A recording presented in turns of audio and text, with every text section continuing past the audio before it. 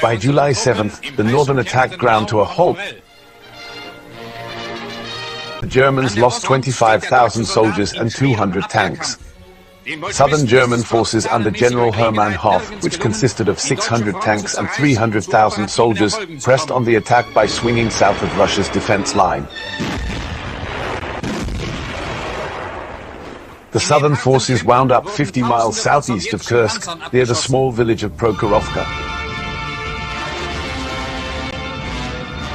Their movements, however, were closely followed by the Russians.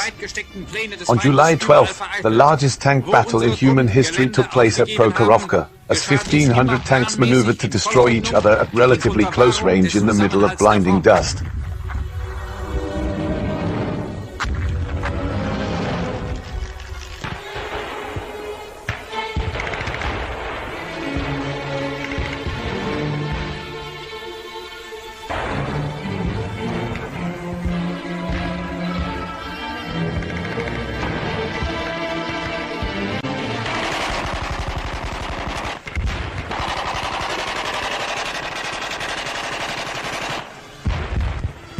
The situation nullified the advantage new German tanks had in armament and firepower over the Soviet T-34 tank, the staple of the Russian army, which had not undergone significant improvement since the start of the war.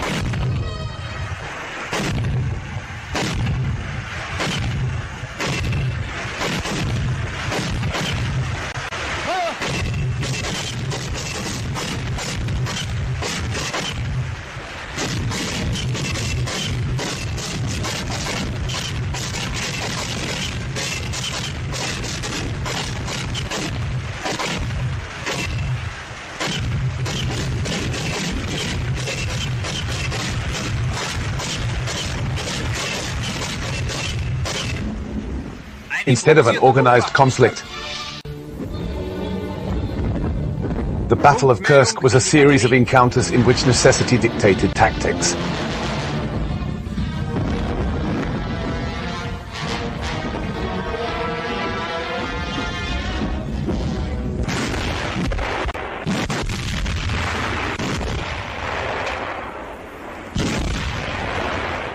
German technical advantages were more than offset by Russian numerical advantages.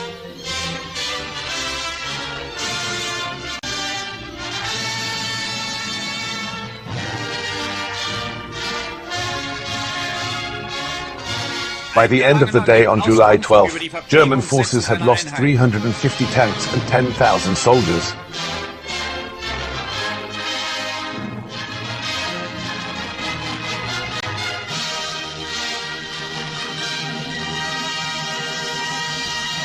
A Russian counteroffensive led remaining forces under General Hoff to stage a tactical retreat.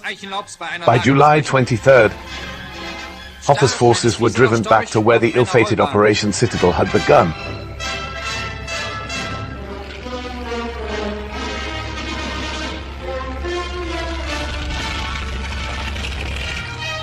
Meanwhile, continued attacks on the southern front led to the liberation of the city of Kharkov on August 23rd.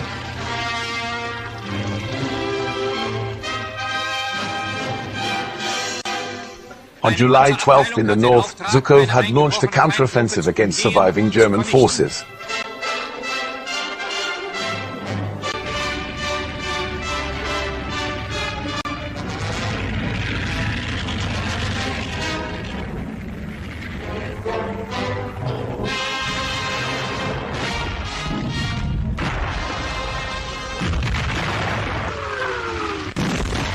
Within 3 weeks, Zhukov would retake the city of Oral.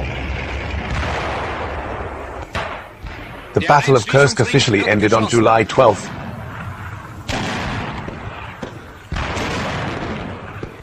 And so did Germany's capacity to launch major offensives on the Eastern Front.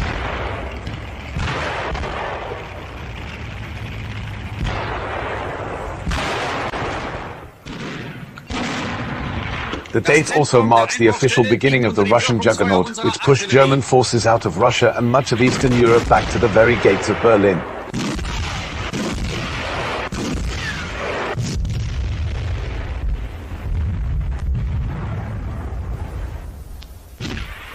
Also on July 12th, Anglo-American forces were in their second day of marching through Sicily, unopposed by the Italian army, preparing to land on the Italian mainland.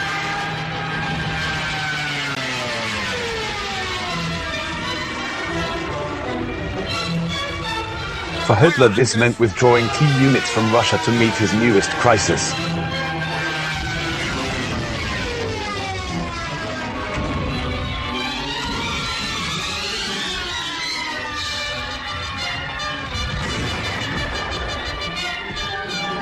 Angered at the General Staff, which came up with the idea of the failed Operation Citadel, Hitler withdrew into increasing isolation.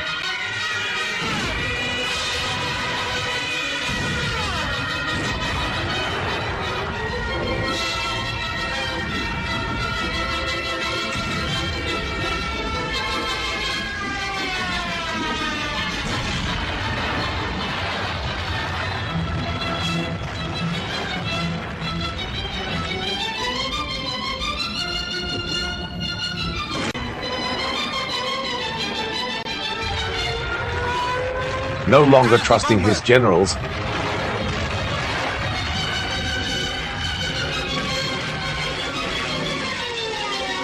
Hitler micromanaged most future troop movements.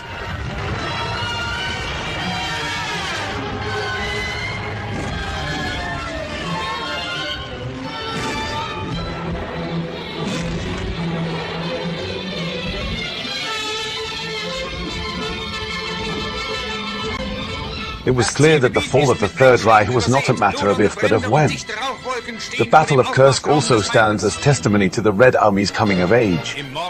Defensive tactics perfected by the Russians were able to stop German blitzkrieg tactics.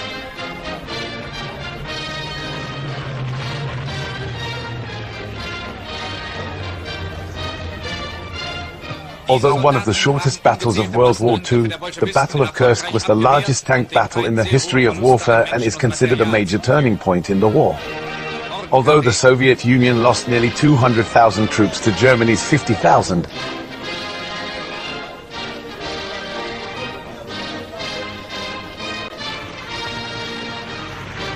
the battle was a Soviet victory.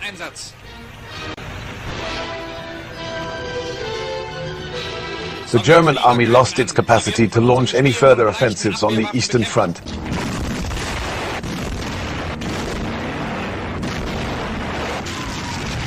And it began a long tactical retreat.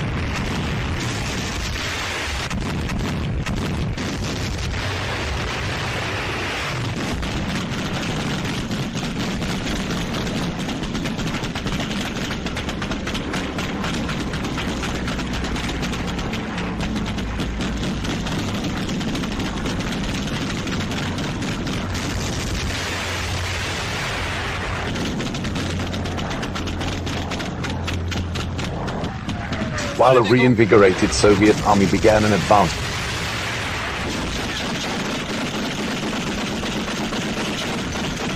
that led to the gates of Berlin.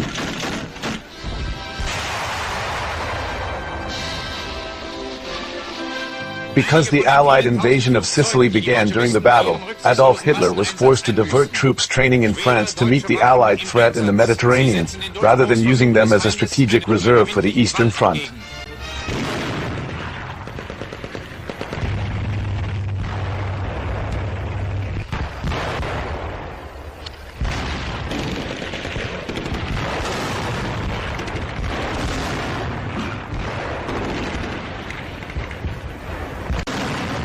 As a result, Hitler cancelled the offensive at Kursk after only a week.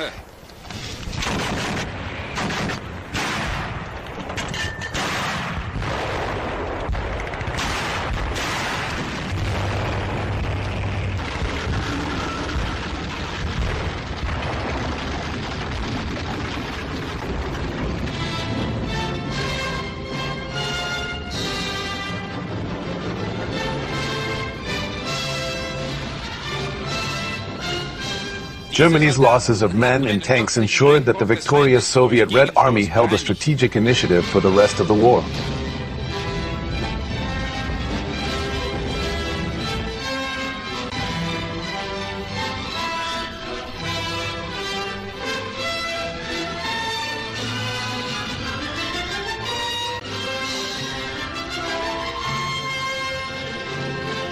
The Battle of Kursk was the first time in the Second World War that a German strategic offensive was halted before it could break through enemy defenses and penetrate to its strategic depths.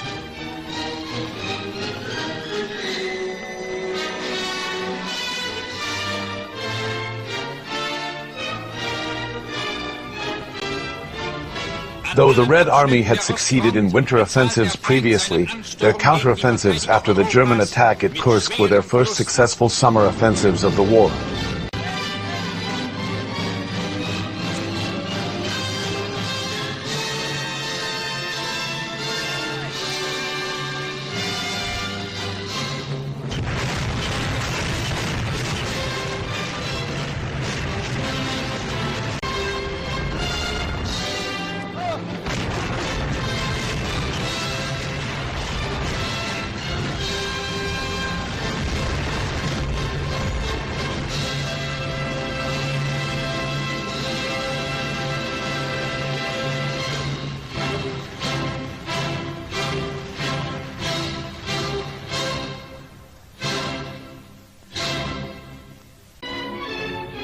For the first time, a major German offensive had been stopped before achieving a breakthrough.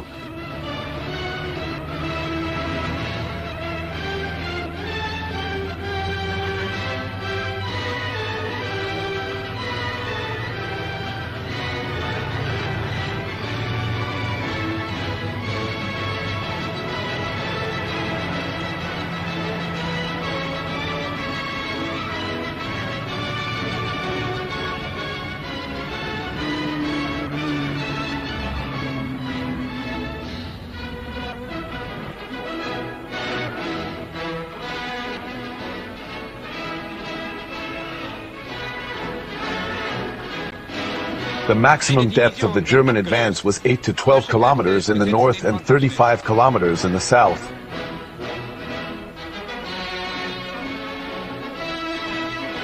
The Germans, despite using more technologically advanced armor than in previous years,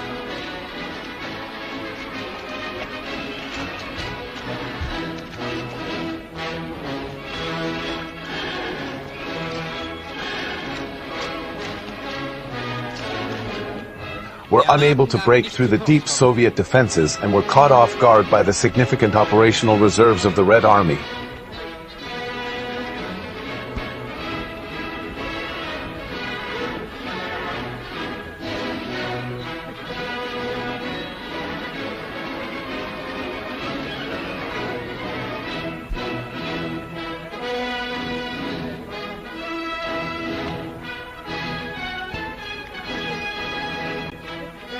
This result changed the pattern of operations on the Eastern Front.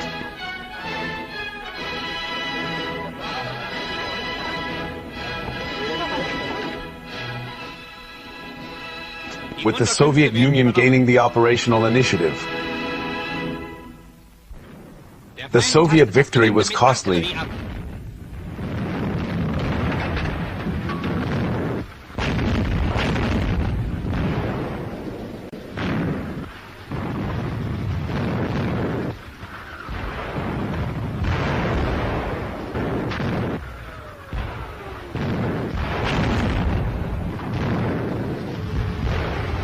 With the Red Army losing considerably more men and material than the German army.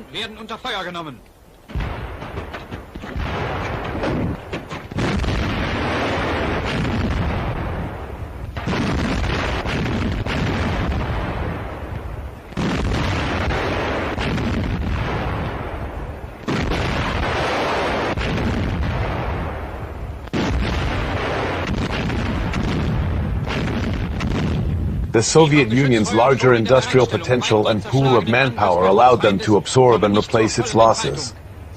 The initiative firmly passed to the Red Army.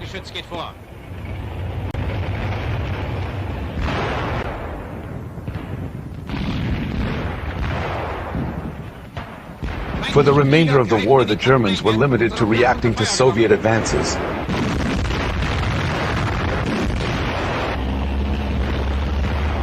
And were never able to regain the initiative or launch a major offensive on the Eastern.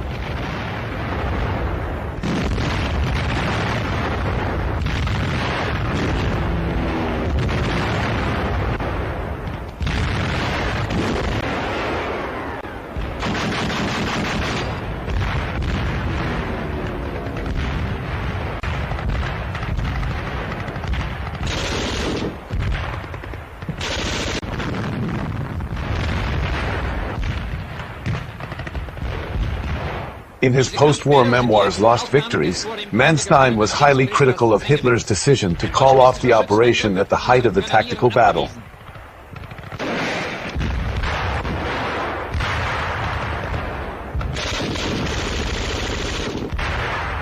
The campaign was a strategic Soviet success.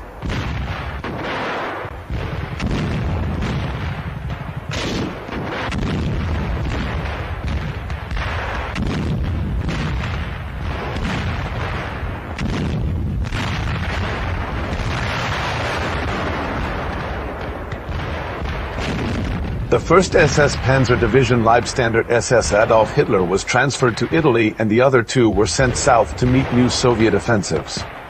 During Operation Citadel, the Luftwaffe flew 27,221 sorties in support with 193 combat losses.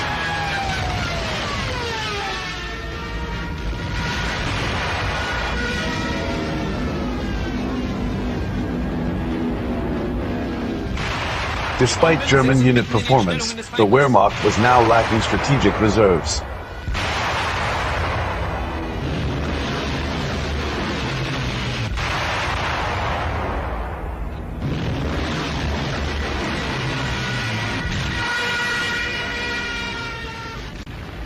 Hitler agreed temporarily to allow the continuation of the offensive in the southern part of the salient.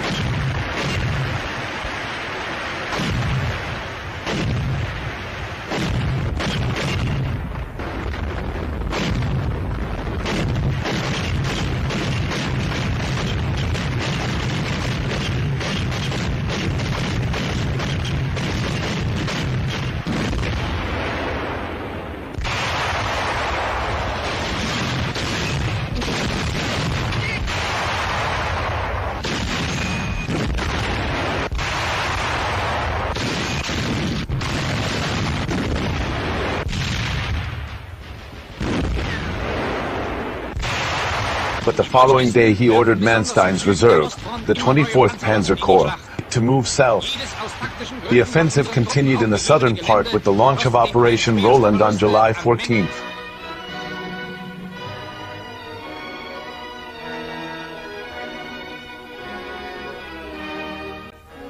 After 3 days, on July 17th, the 2nd SS Panzer Corps was ordered to end its offensive operations and begin to withdraw, marking the end of Operation Roland.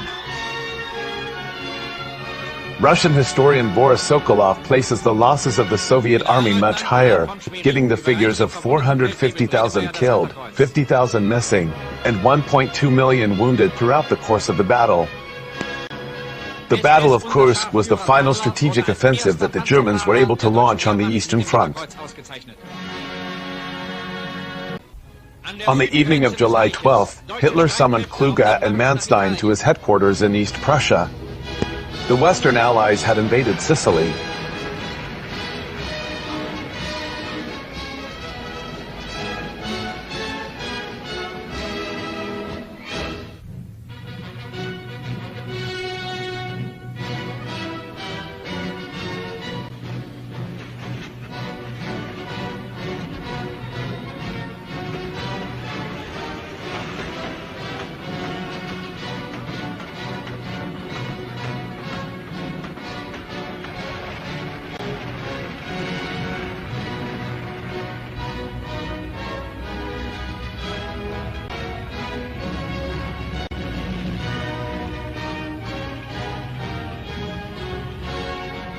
The threat of further Allied landings in Italy or along southern France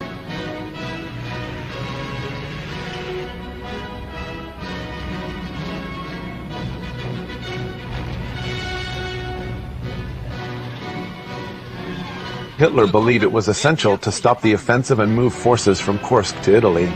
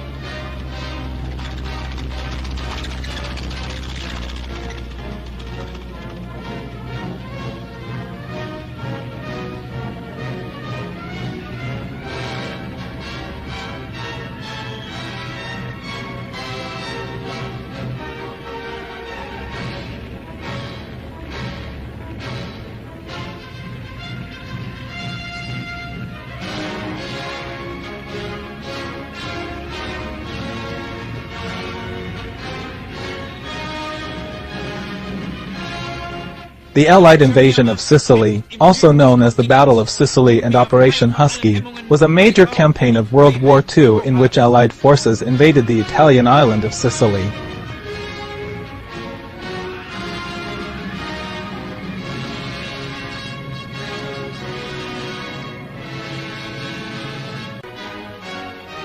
The Allies landed in Sicily on July 10, 1943, about a week after the Battle of Kursk took place on the Eastern Front.